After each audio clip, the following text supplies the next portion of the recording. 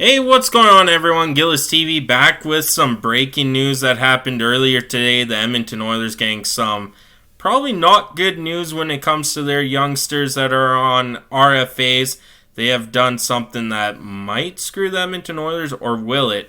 We'll get into that in a minute, but if you're new to the channel, like anything Oilers related or NHL, doesn't matter the team, make sure to hit that subscribe button. Of course, I do a lot of Oilers, and I try to do all the other teams. So if you guys can help with my goal, I need 149 more subscribers to reach that 1,000 goal. Thank you guys for all the support over the last year. It's mind-blowing what you guys have done for me, so I greatly appreciate it. Now let's get into this. Happened earlier this morning, of course, at work, and it was reported that Philip Broberg and Dylan Holloway have both accepted offer sheets from the St. Louis Blues. The Edmonton Oilers do have 7 days to match these offers. And now, starting the debate I've seen on Facebook, Twitter, mixed emotions about this. Why would they do that? They're chasing money over the Stanley Cup. And honestly, it's guys that maybe felt like they deserved more money from what the Oilers offered, or did the Oilers even offer them a deal? We weren't sure about that. We had our numbers at 1.3 and 1.7, I believe it was, for Broberg and Holloway there.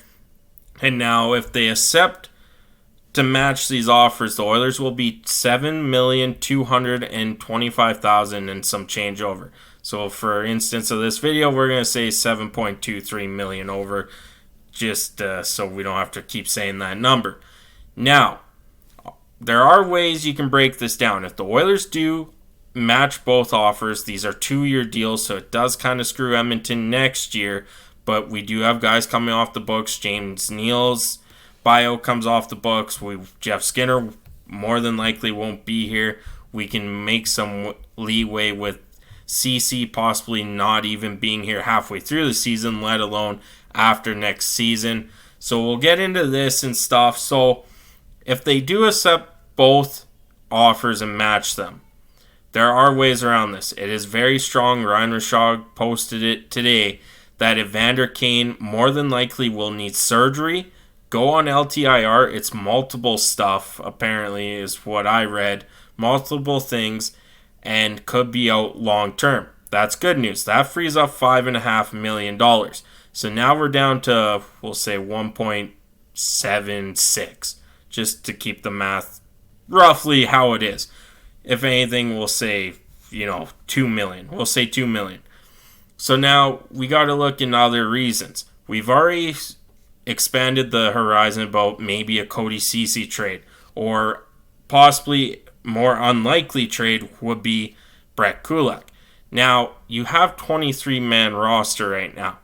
You could get away with putting 3 players in the minors on that and burying them. Now, the only problem with that is if someone gets hurt during warm-up, you do not have a guy up there ready to go, because you would only have 20 guys on your roster. You need 18 to play the game, and then the 20th, of course, is your backup goalie. You could do that. That's probably the unlikely scenario. Like I said, the likely scenario is a Cody Ceci trade. But if the Oilers do go down this route where more than likely Evander Kane goes on LTIR, you keep Ceci, you put 3 guys in the minors, and try and work out the money somewhere there, it is a possibility. And those 3 guys would more than likely be Derek Ryan, Troy Stecher, and Josh Brown.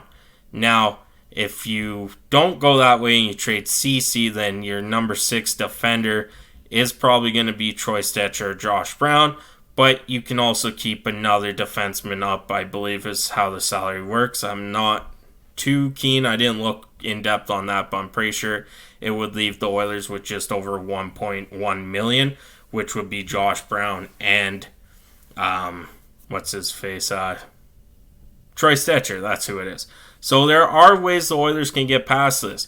Now, like I said, there's been debates on Facebook. Is Broberg worth that much?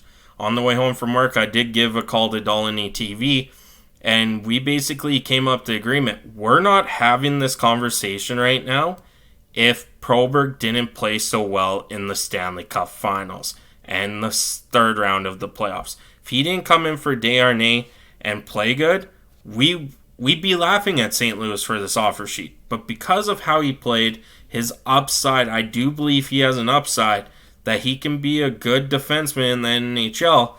This might be the bullet that the Oilers have to bite to keep Proberg. Now, is it a big loss if we lose Proberg?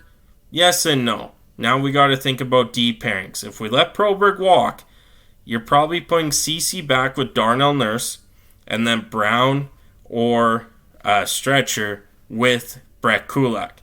Now, last year we seen ups and downs over the couple years, I guess you can say. Ups and downs of Darnell Nurse and Cody Cece's pairing. They had highs, they had lows, but overall they were an okay D pairing. Now, are you okay with that?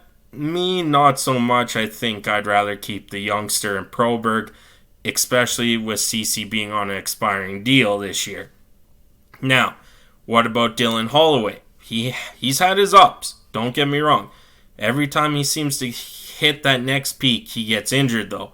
So that's the thing we kind of have to think about too. Is this a move that the Oilers will actually regret letting both these guys walk? Because they're both, I believe, they were top 15 picks in the NHL. You're getting a second and a third out of it.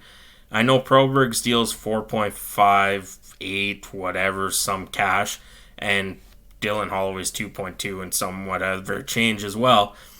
Well, you can more or so keep Holloway with what Kane's losing, or Proberg, and if Kane goes to LTIR, you can keep at least one of them right now.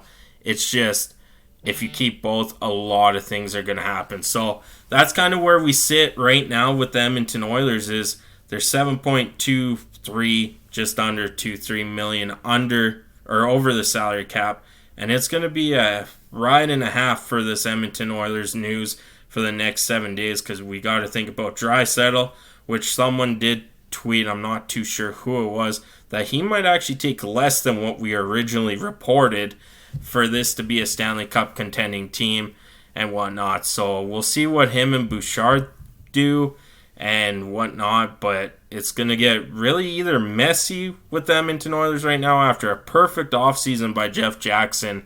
It's too bad he couldn't get these two signed, then go after a GM, but hey, it is what it is. Let me know in the comments if you would keep both, one, none. Let me know. I'll catch you on the next one.